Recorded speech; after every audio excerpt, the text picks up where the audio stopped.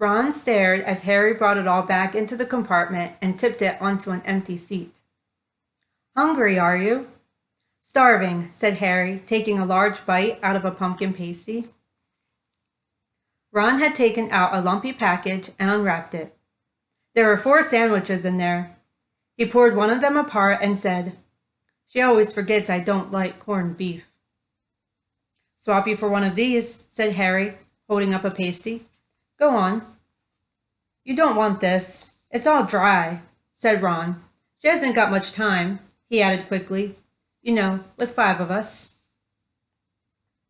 "Go on, have a pasty," said Harry, who had never had anything to share before, or indeed anyone to share it with. It was a nice feeling sitting there with Ron, eating their way through all Harry's pasties and cakes. The sandwiches lay forgotten. "What are these?" Harry asked Ron, holding up a pack of chocolate frogs. "They're not really frogs, are they?" He was starting to feel that nothing would surprise him. "No," said Ron, "but see what the card is. I'm missing Agrippa." "What?" "Oh, of course you wouldn't know. Chocolate frogs have cards inside them. You know, to collect famous witches and wizards.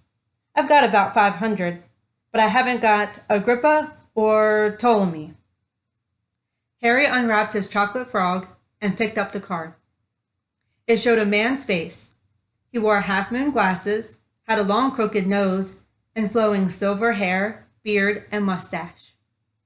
Underneath the picture was the name Albus Dumbledore. "So this is Dumbledore," said Harry. "Don't tell me you never heard of Dumbledore," said Ron. "Can I have a frog? I might get Agrippa." "Thanks."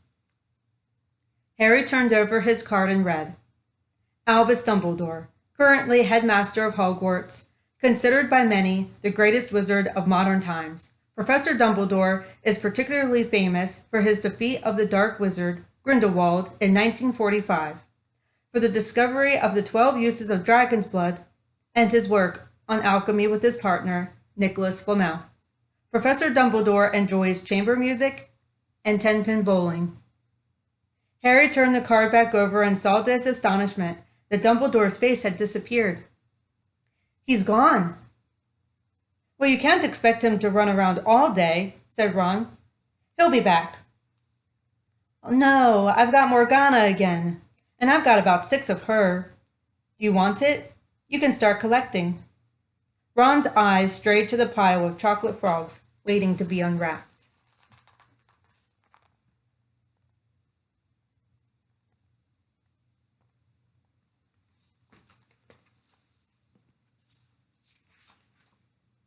"Help yourself," said Harry. "But in, the Muggle world, people just stay put in photos." "Do they? What, they don't move at all?" Ron sounded amazed. "Weird." Harry stared as Dumbledore sidled back into the picture on his card and gave him a smile. Ron was more interested in eating the frogs and looking at the famous witches and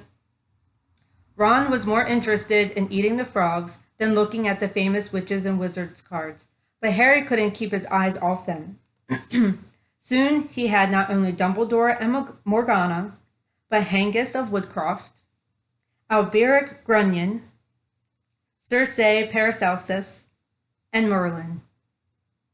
He finally tore his eyes away from the druidess Cleona, who was scratching her nose, to open a bag of Bertie Bott's every flavor beans.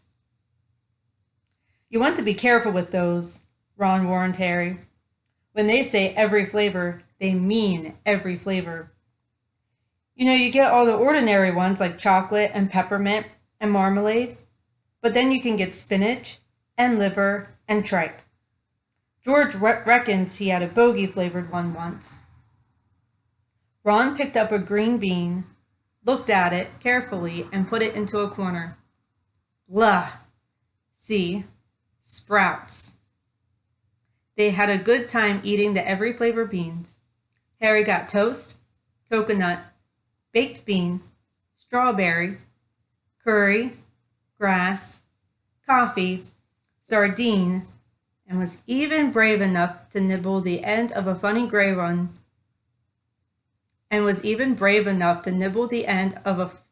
funny gray one Ron wouldn't touch, which turned out to be Pepper.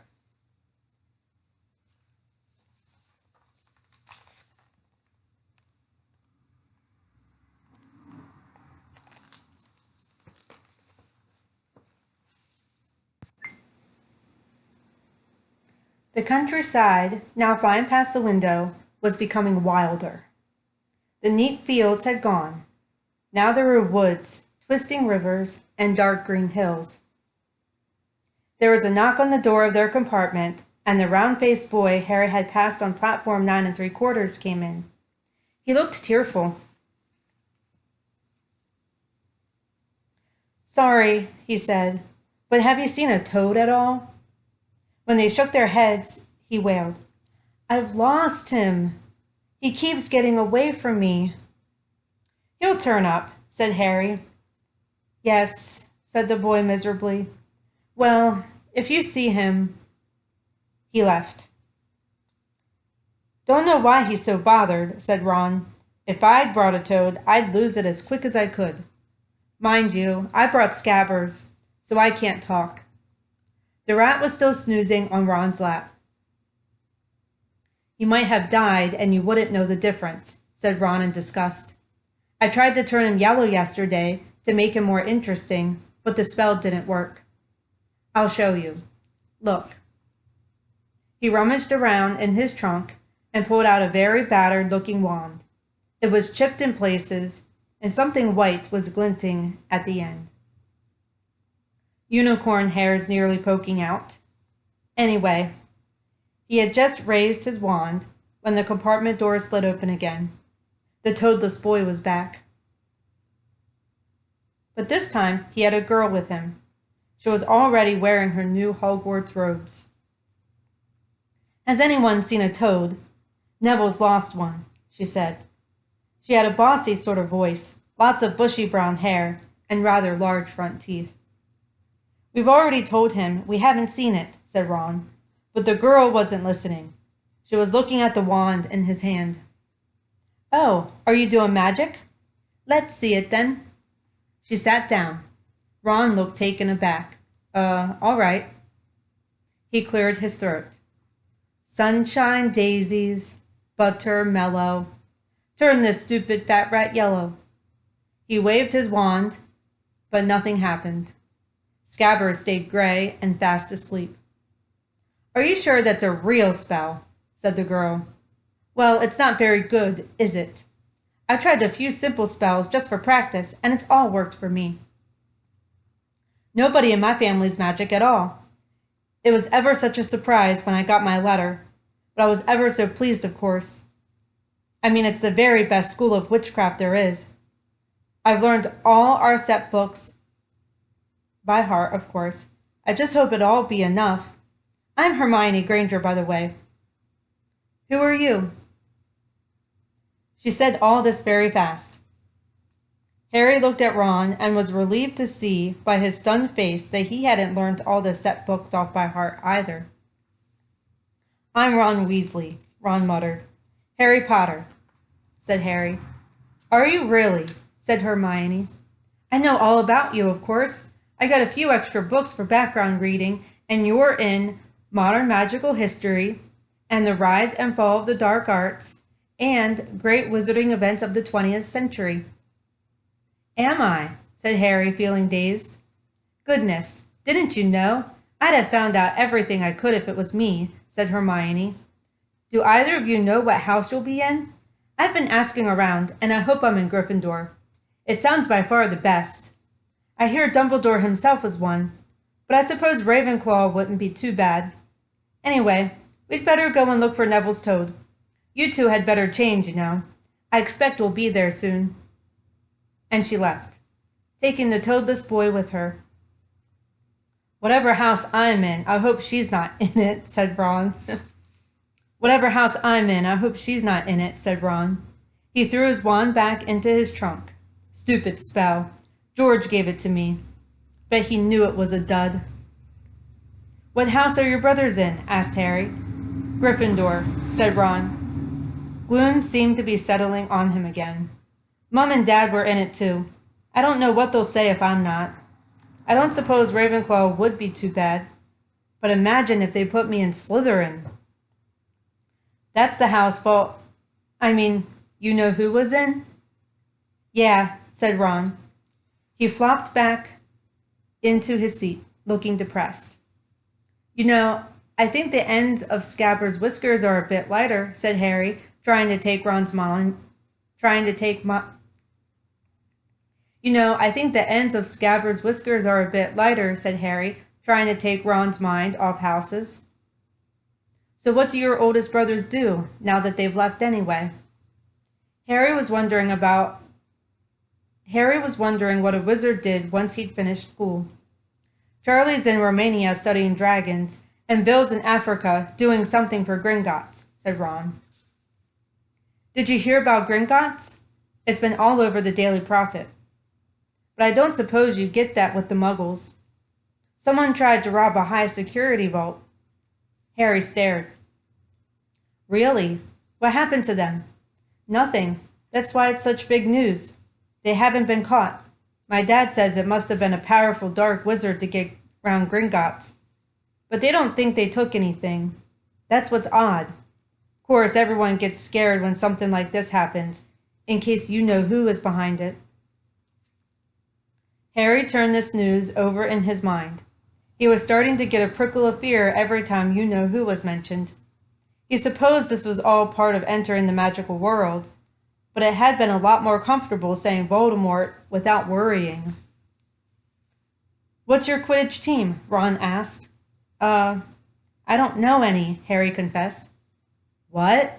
Ron looked dumbfounded. Oh, you wait. It's the best game in the world. And he was off explaining all about the 4 balls and the positions of the 7 players, describing famous games he'd been to with his brothers, and the broomstick he'd like to get if he had the money. He was taking Harry through the finer points of the game when the compartment door slid open yet again. But it wasn't Neville the toadless boy, or Hermione Granger this time. 3 boys entered, and Harry recognized the middle one at once. It was the pale boy from Madame Malkin's robe shop. He was looking at Harry with a lot more interest than he'd shown back in Diagon Alley. Is it true? He said. They're saying all down the train that Harry Potter's in this compartment. So it's you, is it? Yes, said Harry. He was looking at the other boys. Both of them were thick-set and looked extremely mean. Standing on either side of the pale boy, they looked like bodyguards.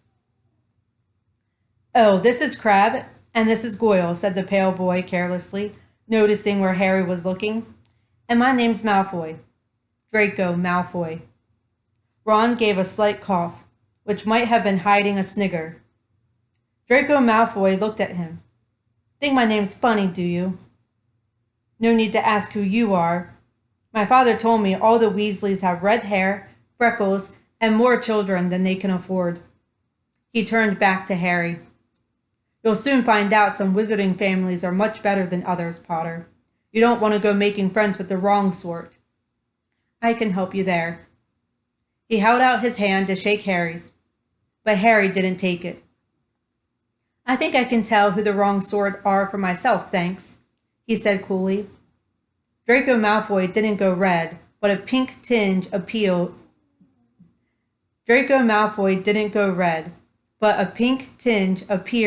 in his pale cheeks.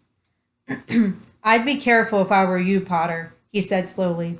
Unless you're a bit politer, you'll go the same way as your parents. They didn't know what was good for them either. You hang around with riffraff like the Weasleys and that Hagrid, and it'll rub off on you. Both Harry and Ron stood up. Ron's face was as red as his hair.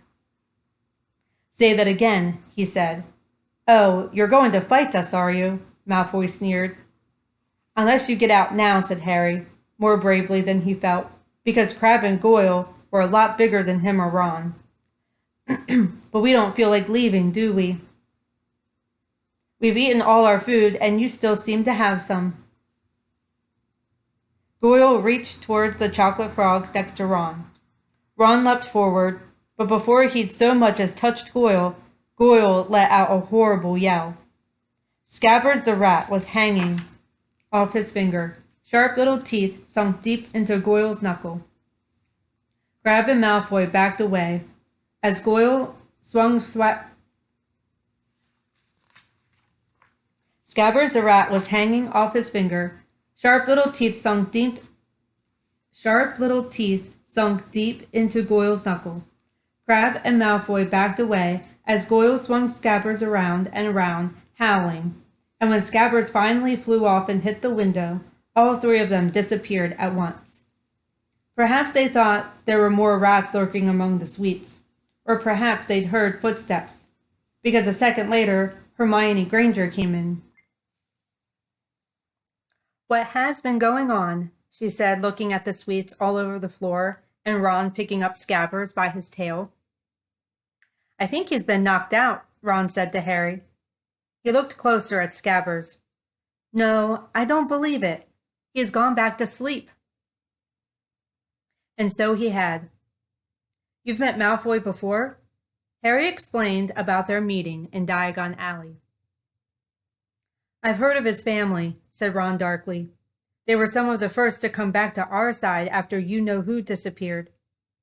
Said they'd been bewitched. My dad doesn't believe it. He says Malfoy's father didn't need an excuse to go over to the dark side." He turned to Hermione. "Can we help you with something?" "You'd better hurry up and put your robes on. I've just been up to the front to ask the driver. You'd better hurry up and put your robes on. I've just been up to the front to ask the driver, and he says we're nearly there. You haven't been fighting, have you? You'll be in trouble before we even get there." "Scabbers has been fighting, not us," said Ron, scowling at her. "Would you mind leaving while we change?" "All right. I only came in here because people outside are behaving very childishly, racing up and down the corridors," said Hermione in a sniffy voice. "And you've got dirt on your nose, by the way. Did you know?" Ron glared at her as she left. Harry peered out of the window. It was getting dark. He could see mountains and forests under a deep purple sky. The train did seem to be slowing down. He and Ron took off their jackets and pulled on their long black robes. Ron's were a bit short for him. You could see his trainers underneath them. A voice echoed through the train. "We will be reaching Hogwarts in 5 minutes' time. Please leave your luggage on the train. It will be taken to the school separately." Harry's stomach lurched with nerves, and Ron, he saw, looked pale under his freckles. They crammed their pockets with the last of the sweets and joined the crowd thronging the corridor. The train slowed right down and finally stopped. People pushed their way towards the door and out onto a tiny dark platform. Harry shivered in the cold night air. Then a lamp came bobbing over the heads of the students, and Harry heard a familiar voice. First years over here." "All right there, Harry?"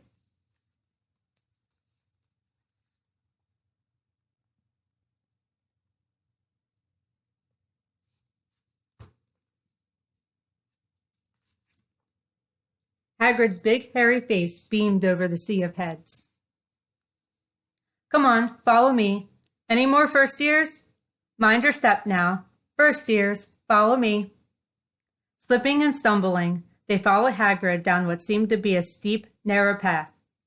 It was so dark on either side of them that Harry thought there must be thick trees there.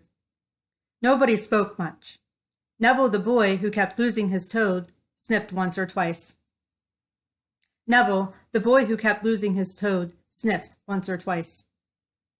"You'll get your first sight of Hogwarts in just a sec," Hagrid called over his shoulder, "just round this bend here." There was a loud "ooh." The narrow path had opened suddenly onto the edge of a great black lake. Perched atop a high mountain on the other side, its windows sparkling in the starry sky, was a vast castle with many turrets and towers. "No more and forward to a boat," Hagrid called, pointing to a fleet of little boats sitting in the water by the shore. Harry and Ron were followed into their boat by Neville and Hermione. "Everyone in?" shouted Hagrid, who had a boat to himself. "Right then. Forward!"